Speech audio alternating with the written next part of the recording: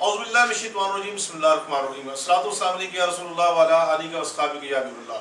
नाज़रीन, मैं हूँ आपका मेज़बान सरदार मुमताज़।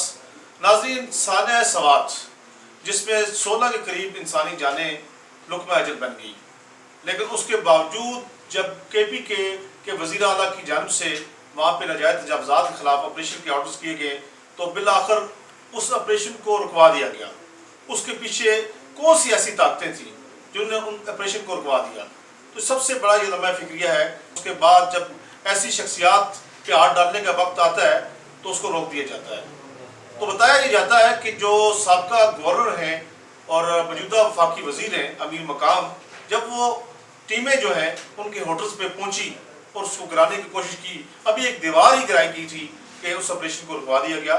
जो अमीर मकाम हैं उनकी जानिब से ये कहा गया कि उनके पास जो मज़कूरा होटल है उसकी NOC मौजूद है। जबकि दूसरी जानब अगर देखा जाए तो ये सबसे बड़ा लम्हा फिक्रिया ये है कि इन होटल्स की NOCs कौन जारी करते हैं? मुतल्लिका जो TMOs हैं उनके पीछे भी यही लोग कारफरमा होते हैं, इन्हीं के ऑर्डर्स पे वो चलते हैं जहाँ से वो NOCs वगैरह जारी करते हैं। इससे कबल जो है वो NDMA जो है, नेशनल डिज़ास्टर मैनेजमेंट जो है, वो उसने इंतहाई कोताही का मुजाहरा किया।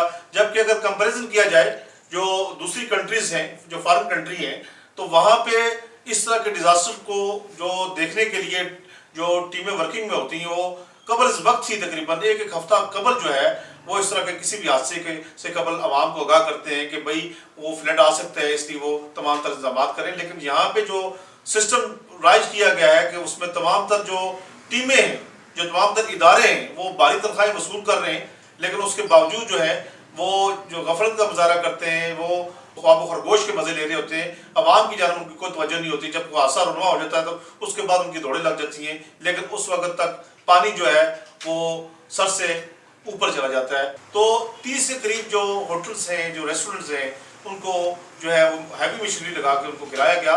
लेकिन जब जैसे ही इन शख्सियात पर जो है हाथ डालने की कोशिश की तो वहाँ पे उनको फौरी तौर पे रोक दिया गया। DCO शहजाद महबूब जो थे उनको जो है वो मुअत्तल कर दिया गया था, उनको जो है अपने सीट से हटा दिया गया था। उसके साथ साथ कुछ जो TMOs हैं उनको भी हटाया गया। लेकिन उसके बावजूद जो है वहाँ पे अभी भी ऐसे माफियाज मौजूद हैं कि जो इस तरह के हादसात का मूजब हैं, लेकिन उनको अभी तक होश के नाखन नहीं ले रहे और तीसरा दिन तकरीबन ये ऑपरेशन रोक दिया गया है।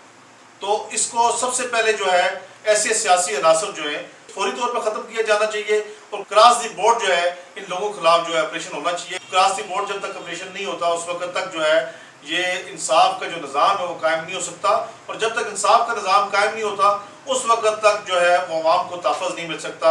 ऐसे ही आसाद भी रुनमा होते रहेंगे और ऐसे ही लोग जो है वो लुक़्मा अजल भी बनते रहेंगे। इसलिए तमाम तर जो लोगों को भी न सिर्फ अपनी जिम्मेदारी पूरी करनी होगी, तमाम इदारों को भी जिम्मेदारी पूरी करनी होगी। और ख़ास तौर पे अगर अभी तजावुज़ात के खिलाफ ऑपरेशन जारी किया गया है तो उसको पाए तकमील तक पहुँचना चाहिए। उसमें ये चीज़ नहीं देखनी चाहिए कि सियासी बुनियादों पर किसी को भी रिलीफ दिया जाए, ताकि अवाम के ज़ख्मों पर कम से कम को मरहम रखा जा सके। इसके साथ ही अपने मेज़बान सरदार मुमताज़ को दीजिए इजाज़त।